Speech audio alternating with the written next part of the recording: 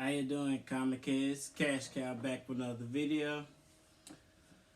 You know, one thing I noticed is the majority of number one solo series or solo titles don't get a lot of respect. So you do have your anomalies. You have your Tomb of Dracula number one. You have your Silver Surfer number one. You know, those are different. They in a different breed. They're in a different class, of course, because those number one issues were created in the 60s and 70s. So the comic like withstood the test of time. So by default, it's valuable, right? But if you look at like the modern age or some of the bronze or copper age ones, you don't really see them get value until it's too late. So I figure like, hey, I got a lot of number one issues. Let's start a series of that and let's go from there, right? Let's get into it. Alright. First one. We got Sabretooth number one. This is actually, guys, his first solo series. Hope you guys can see that. Put that up a little bit more. This is actually his first solo series. You know, it was August of 1993. But I'm just like, wait a minute. The first appearance of Sabretooth is off the charts right now as far as like value. So I'm like, well, why isn't his, nobody seeking out his first solo series title? It's got his name in it, Sabretooth number one. Although you do have like, what is it, Sabretooth number 8, I want to say, that's valuable. So, kind of like a video game, Atari or something dealing with that. But that's actually pretty valuable. Other than that, though, you can find this in a dollar bin. And I'm like, well, what happens when Sabretooth finally premieres in the MCU? It's going to be crazy. Like, you're going to see all type of information about this comic then. By that time, it's too late. The issue has jumped from a dollar bin issue to people spending $40-$50 for it. Now, if it's high grade, it sets the market. It is what it is. But I just thought about that, and I'm like, why do we have number one issues, which I feel like are very important, but they're very undervalued, guys? Like, I don't understand it. It's the market.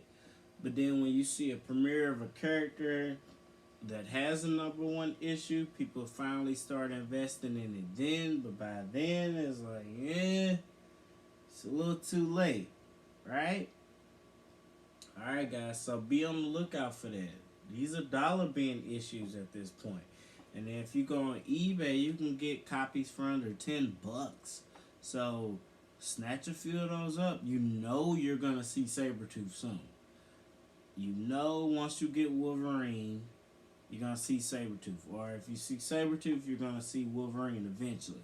It's bound to happen. It's just how it has to happen. It's the cosmos of the comic book world and movies. Is just going to work that way. Now you could see where they kind of get ideas from the comics and they follow it where Sabretooth becomes enemies with Iron Fist and Luke Cage.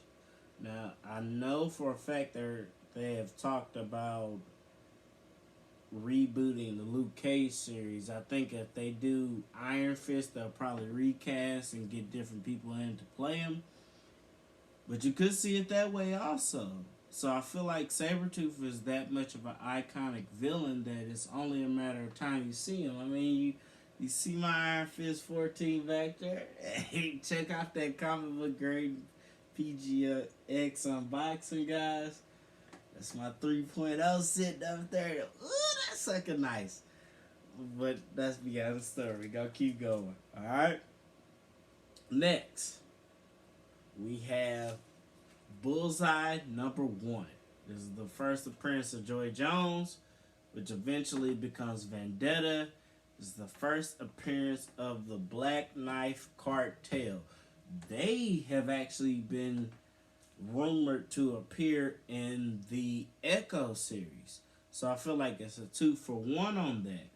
Because if they actually appear in the Echo series and you get them, the value of this comic is going to shoot up because it's the first team appearance of them. But also being the fact that Bullseye is a A-list villain when it comes to Daredevil, so you're going to get him again in the MCU. And anybody that's actually specking on that, anybody that common sense knows Daredevil 131, first appearance of Bullseye has skyrocketed. It's going. And it still got room to grow. That's the thing that people don't understand. It still has room to grow. So with that being said, guys, this is Bullseye #1. This is his first solo series, but also first appearance of Vendetta, Joy Jones, and first appearance of the Black Knife Cartel. So you get a 2 or 3-for-1. It's a #1 issue, and it's his first #1 issue. So you think about it, if you know, and they spec on it, and they finally say, okay, Bullseye is going to appear in Daredevil season #1. Everybody already know Daredevil #131 is like, it's going towards out of orbit, right? For the average collector. But his first issue, #1 solo series issue, solo title, and it like premieres the cartel that he runs. Come on, guys. This is gonna get hot. It's only a matter of time, guys. This is gonna get hot. It's only a matter of time. I have 2 copies of those.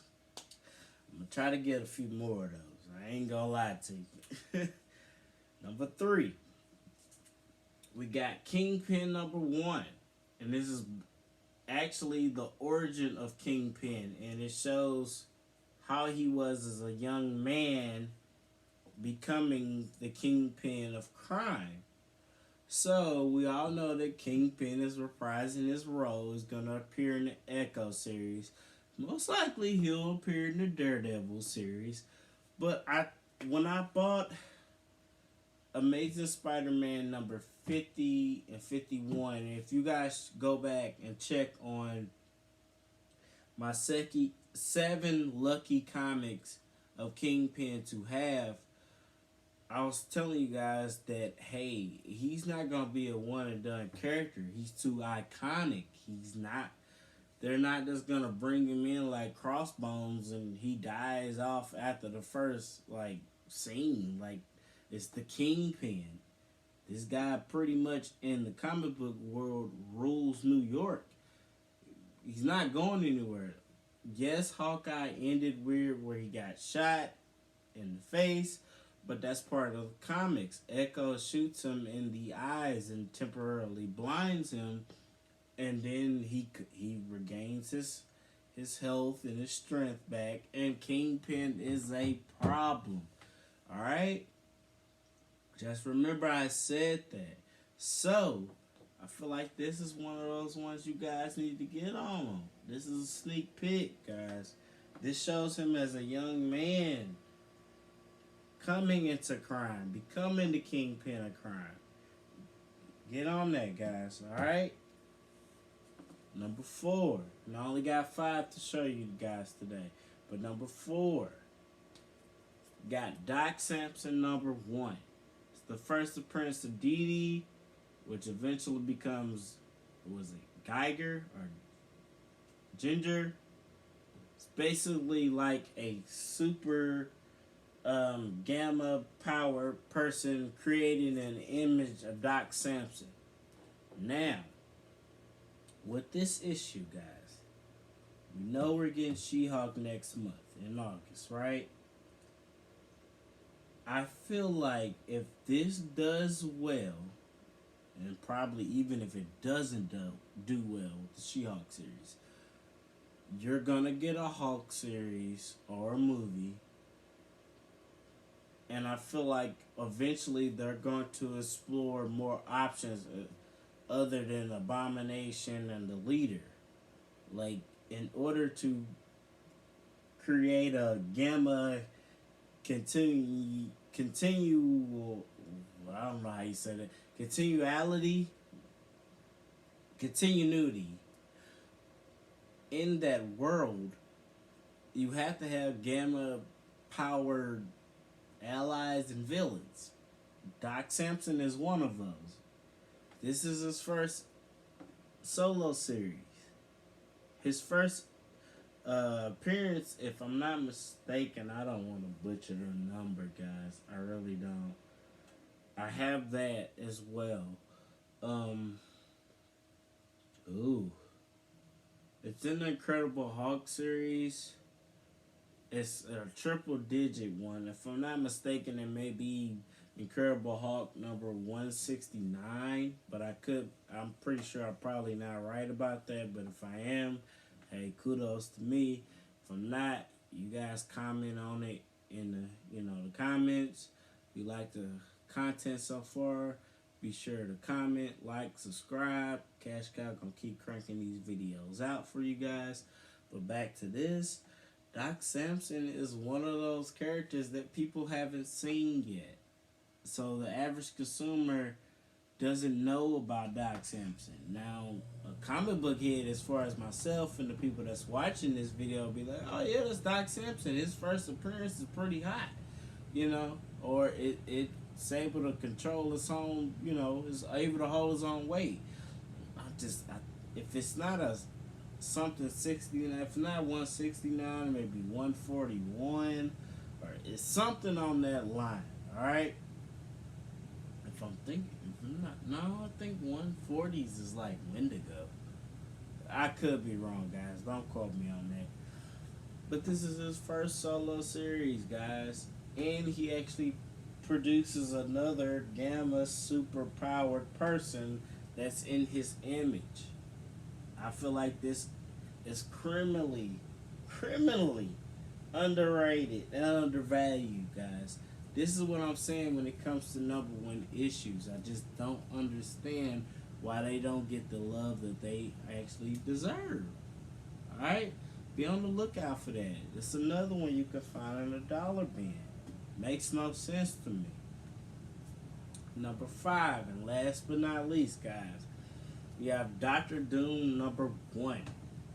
Now, I don't understand, because Dr. Doom is one of the oldest villains in the Fantastic Four stable, yet he didn't get his first ongoing solo series until what? 2019? 2020? That is insane. You know how long Dr. Doom been out? And I'm like, okay, so you see the issue, and don't get me wrong, you have variant covers. I think you have like 4 variant covers and then 1 second print. If I was you guys, I would kind of hop on those and try to get a few of those. Those are actually selling higher than this right now, but I'm seeing 9.8s graded going for decent prices. So with that being said, guys, when it is finally confirmed that Dr. Doom is going to appear, when and where, this issue is over with. The days of getting this for under $20, this first cover is over. Not to mention his variant covers, you're done with. Get it now, guys. Why it's reasonably affordable. You'll thank yourself later. You'll probably come back and be like, you told me to get that. Get it, guys. It's worth it. Because you know Dr. Doom is coming in the MCU. It can't be a Fantastic Four without a Dr. Doom. Alright, guys. You like the content so far? Keep rocking out with me, man. This is my 5 solo series titles, part 1. I got a few other number ones. I'm gonna show them some love and get them out there, guys. You stay tuned for that. We're gonna keep rocking the videos out, alright? It's Cash Cow.